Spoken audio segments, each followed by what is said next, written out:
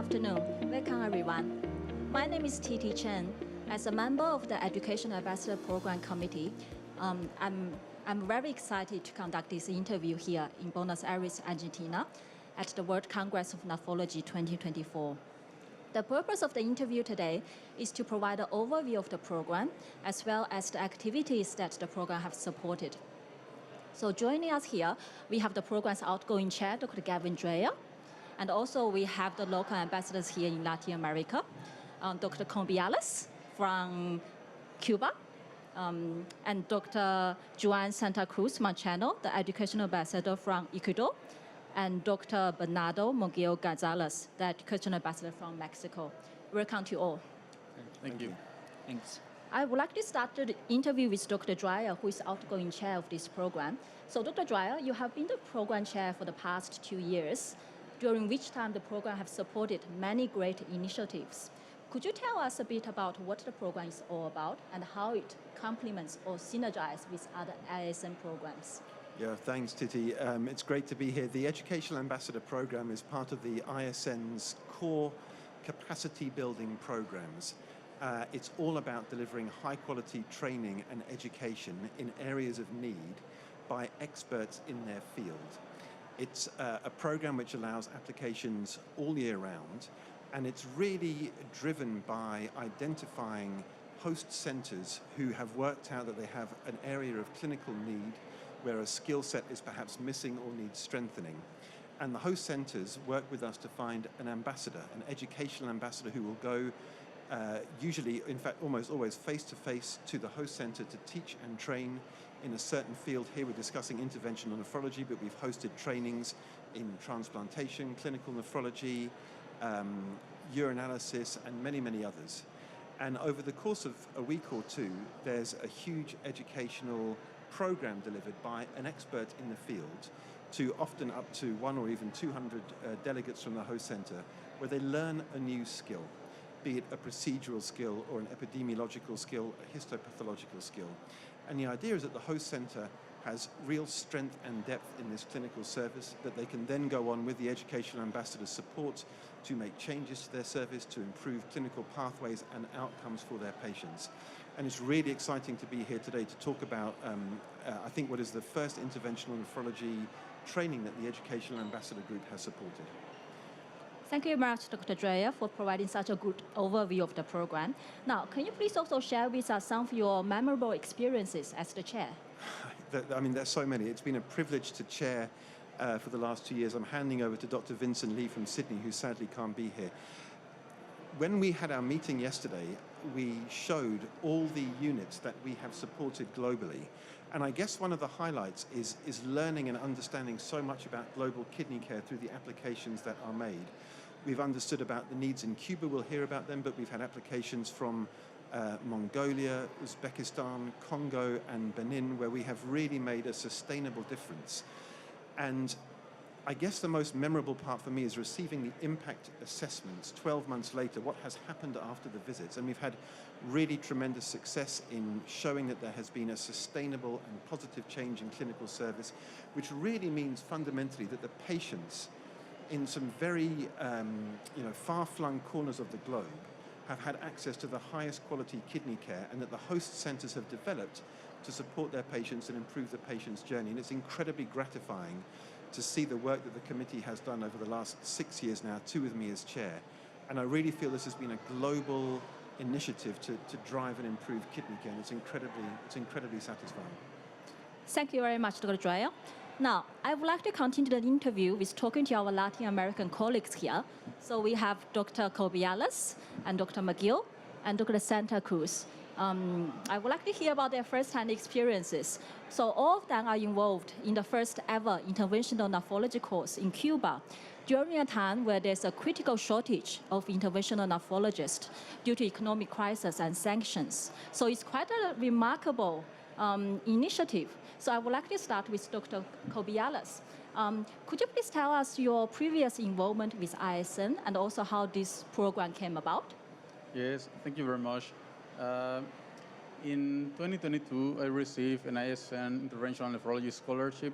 I went to Mexico and to receive this advanced training under the supervision of Dr. Bernardo Moguel. After coming back to Cuba, I was thinking about on how to increase these interventional nephrology skills in the nephrologists and fellows in my country, because of interventional nephrology is not included in the nephrology fellowship.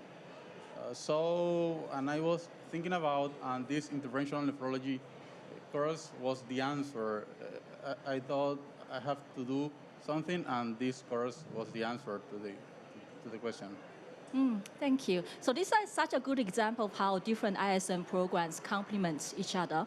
Could you please also share with us how did the Educational Ambassador program support this initiative, this course? Yes, absolutely. Yes, the Educational Ambassadors program allowed us to receive a hands-on training from Dr.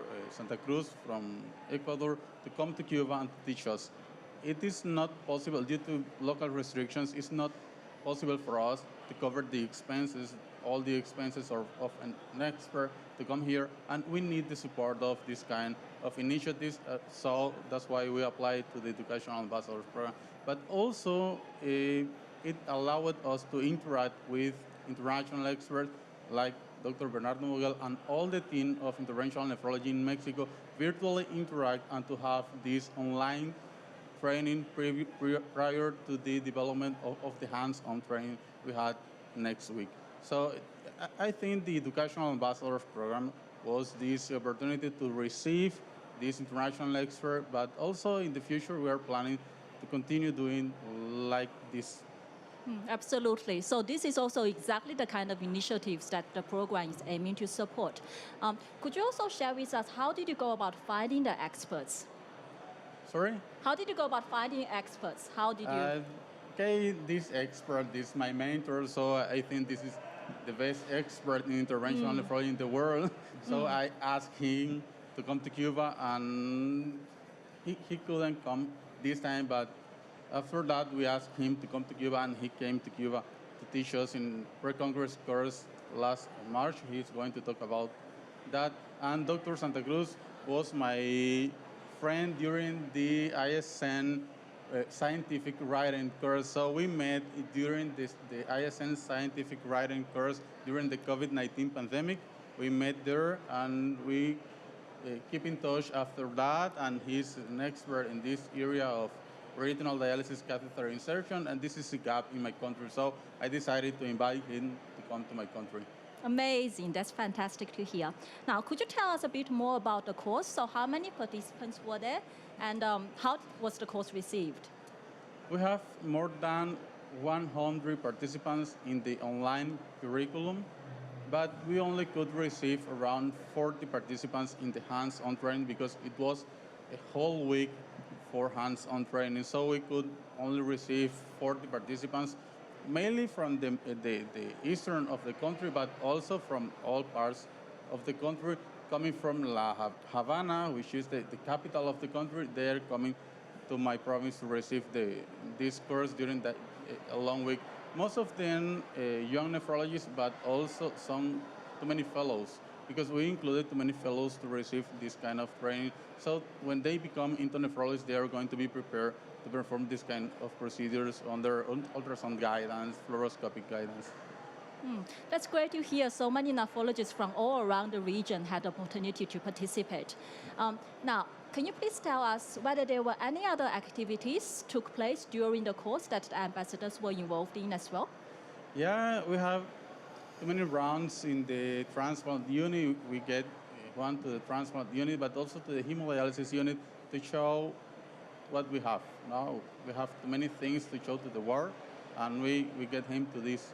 And also, I need to share with you that we use only this kind of device to, I don't know how to say, phantoms to perform the procedures in a safe way without using any patients. This is some kind of low-cost phantoms because we do not have real phantoms, but we use pig meat, pig kidneys. So this was very useful to perform the procedures under ultrasound guidance. It was really interesting to have this kind of experience. That's great to hear and amazing achievement. Now, Dr. Cobiellas, I'll come back to you to talk about the impacts in a minute. But for now, I would like to chat to the two ambassadors here. Now, so we have Dr. Moguel and Dr. Santacruz. So Dr. Moguel is from Mexico, yes, and Dr. Santacruz is from Ecuador. Now, could you please share with us your perspective as the expert teaching the program? How was it like? Start with Dr. Moguel. Okay. Well, first of all, I think this is a great opportunity and a great challenge because, for example, this experience as ambassador starts with working with Juan Santacruz and me. I was starting working online with lectures online and also educational videos. And at the end, we have 20 or 30 nephrologists from only one region. But only in 6 months, we go back to the Cuba, and then we only have 60. It was almost like 500 nephrologists and different specialties around the nephrology trying to learn in the first interventional pre-course, pre-congress course. And I think this is chain effect, a positive chain effect, because it starts with a being, only this one.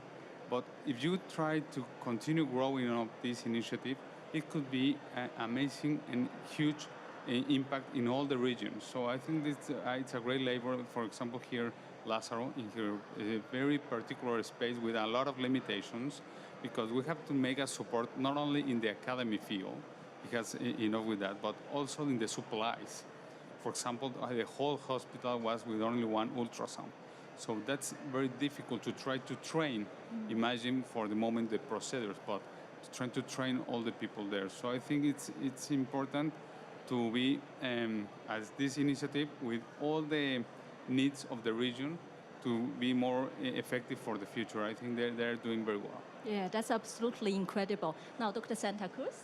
Well, I would like to highlight the ISN programs because of one of them, the scientific writing program, I met Lázaro, and after that, we continue talking about the future and future programs together. So it's very important that with one ISN program, you can meet many people, you can do a lot of networking and work and collaborate in the future. And about the course, well, what I have to say that my perspective as an expert in interventional nephrology, going to the first interventional nephrology Cuban course was educational empowerment and also to get some cultural exchange. Because I had the opportunity to get to know from the inside the Cuban experience and the Cuban reality, the necessity of the country. So it was a very good learning pathway for me. But besides sharing my knowledge with the students, I also had the opportunity to empower them to make an improvement, to make a very good action with the Cuban society by bridging the theoretical knowledge with the Cuban necessity in this field that is huge. But with these little steps at the beginning with Lázaro, we are hopefully thinking that this will grow in a very, very good way in the future. Thank you, Dr. Santacruz. That's amazing. Now, my next question is, what's the best aspects of being an ambassador? What's your best memory? Well, I think there are many of them, but I could say that one of the good aspects of that is that, as I told you before, you get to know people, you get to know the real local necessities of the different countries. You get your mind with new ideas about how is the nephrology worldwide, because it's not the same in all the countries. So that's a learning process for you. You might be the expert, but you also learn with this. And as you know, sharing your expertise with someone else also is very, very grateful for yourself. So that's one of the several advantages of the program. That's beautiful to hear. Thank you. And Dr. Moguel?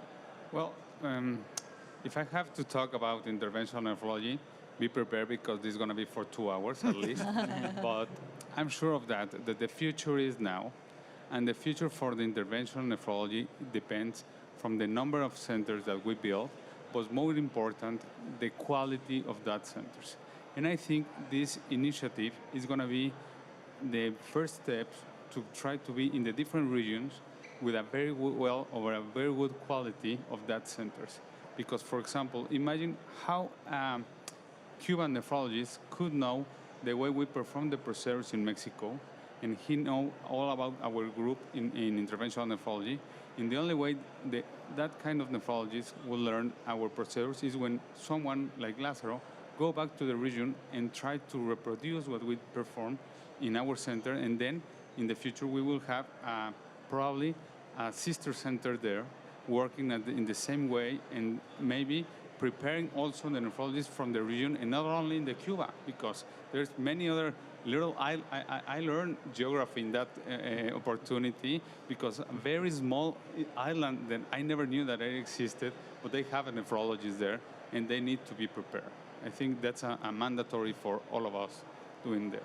Yeah, that's amazing achievement. Thank you, Dr. Moguel. Now, coming back to Dr. Cobiellas, we are going to talk about impact. So could you please tell us what has been the impact both in your center and locally, and more importantly, how will the impact be sustained in the future? Locally, I think that we have a great impact because we have changed the way to do the procedures. In the past, the procedures were made by the blind method. After this course, non-procedure is done by a blind method. Every time, doctors use ultrasound guidance for performing procedures. I don't remember the last time we punctured an artery. It doesn't possible anymore. So this is one of the impact locally because of the changes on how to do the procedures, and this is very safe for patients. So I think this is one. And the other one is spread the voice of interventional nephrology all around the country, because these young nephrologists and fellows who came to the course then came back to their own centers, and they started spreading the voice of interventional nephrology. And I'm pretty sure that we have a very promising future in this regard, because we are trying to change all this scenario in all around the country when we have almost 500 nephrologists. So the future is still promising.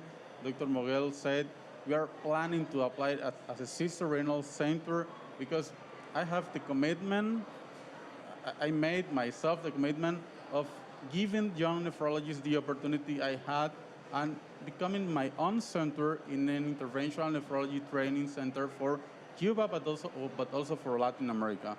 So the future is promising, I think so. That's very inspiring to hear. Thank you. And my next question is, I guess, let's change the perspective a bit to the patients. Could you please share with us some successful patient stories? Yes, of course. After coming to Mexico, I was looking for a patient who received a kidney transplant, but it's not working well. The patient had to came back to dialysis. The patient had arteriovenous fistula, and I went to the ultrasound and I explored the arteriovenous fistula, and I said, oh, it's not ready to use it.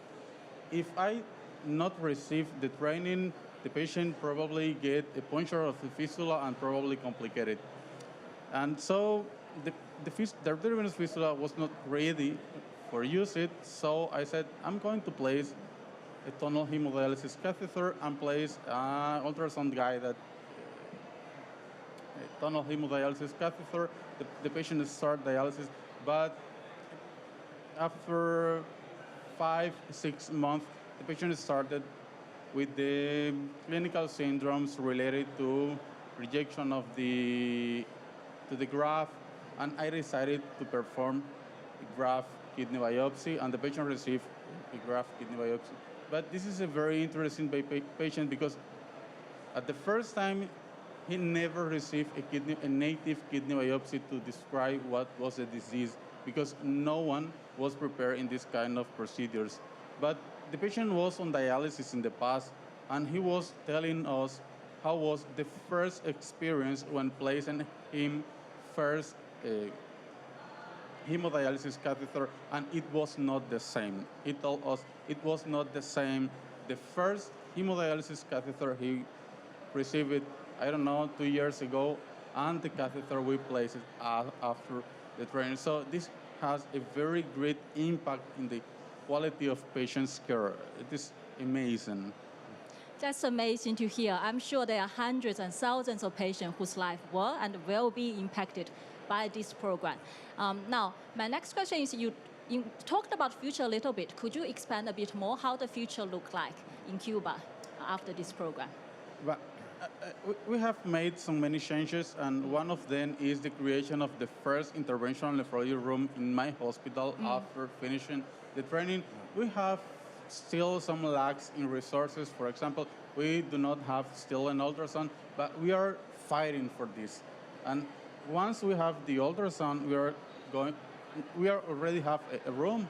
Now we need the ultrasound, and we are going to perform the procedure. So I'm thinking to create an interventional nephrology center. I have the commitment to create an interventional nephrology training center for Cuba, because we do not have too many opportunities to get trained out of the country because economic limitations. I don't know. If you do not have a grant, you can go to another country to train. But maybe these young nephrologists coming from other provinces come to my own province to receive training, but also, I don't know, from Guatemala, Honduras, Nicaragua. I'm planning to do this in the future. I think the future is very promising. I hope so. The future is certainly very bright. Thank you very much, our Latin American colleagues, for sharing with us about their incredible program. That's an amazing achievement. Congratulations, and well done. Now, I would like to come back to Dr. Dreyer to talk about the Education Ambassador program itself. How is the future of this program? Where do you see this program go in the next few years? I think the future is really exciting. That probably the biggest step forward for us will be to look for synergies with the other ISN programs. Titi, which you asked me about at the beginning, I didn't answer. We've been in meetings with the regional training centers, with the sister renal center, with the CME program, because an educational ambassador visit really dovetails in very nicely to those programs. What we're looking to do is to deliver the regional expertise that we've just heard about here. There is such fantastic expertise through the regional training centers that each of the 27 or 28 centers have given us a list of potential experts as ambassadors who could teach and train locally. And what that does is it brings high quality knowledge, but also local context, which I think is really, really important to understand how local healthcare systems work, how patients are cared for at sort of regional and continental level.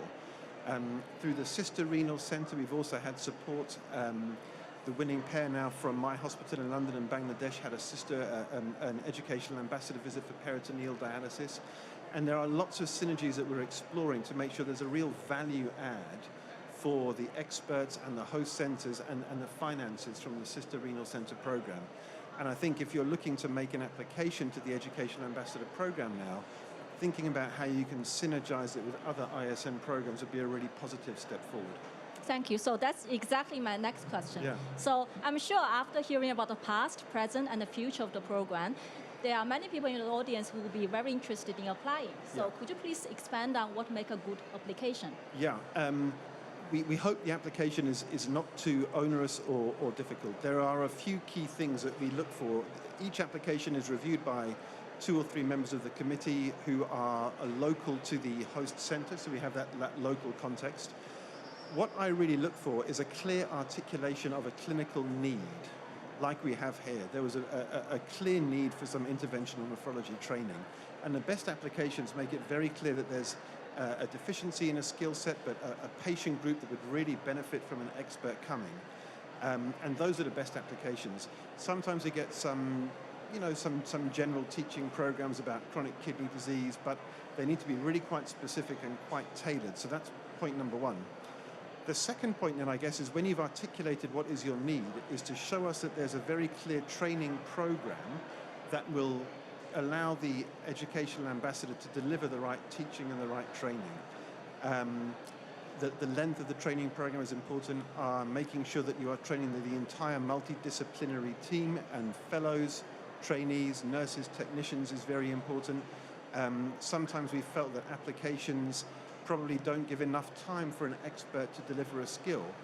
And occasionally we received an application where an ambassador would visit for, say, 3 days, but actually we encouraged them to stay a little bit longer and would increase the funding to make sure that the knowledge transfer and the skill transfer is complete. The third point we've discussed at some length is about synergizing with other ISN programs. Here we had a synergy with the CME program. I talked about synergies with the Sister Renal Center program, and I think that's a really good value add. And the last point, I guess, is about getting the budget right, making sure that the financing is right. We have a relatively limited budget in the group of $15,000 a year, but that allows us usually to deliver about 5 or 6 ambassador visits. And just hearing the value here of this visit, if you imagine 5 or 6 of these globally and the impact that's made is fantastic.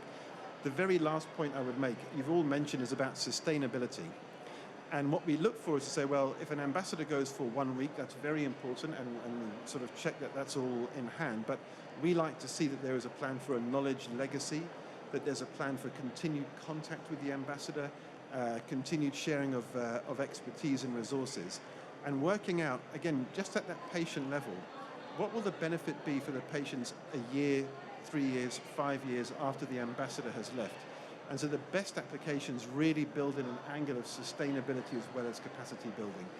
I'd encourage everybody to really think hard about becoming an ambassador, about making an application, about thinking about what is it that the patients really need that is not available, and coming to this Educational Ambassadors program so we can marry up a host center with an expert, ideally from a regional training center, but that's not mandatory. It's a very vibrant, very lively, very effective program, and it represents great value for money, great value for the ISN. So I hope that listening to this, everybody will start to think about making applications. Thank you very much, Dr. Dreyer, and I look forward to seeing many more great initiatives being supported.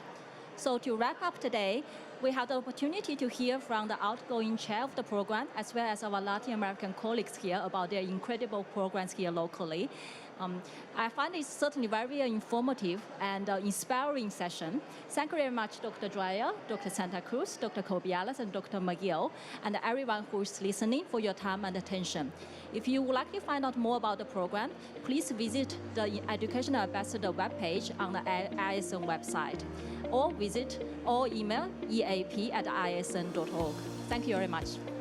Thank you. Thank you. Thank you to all of you.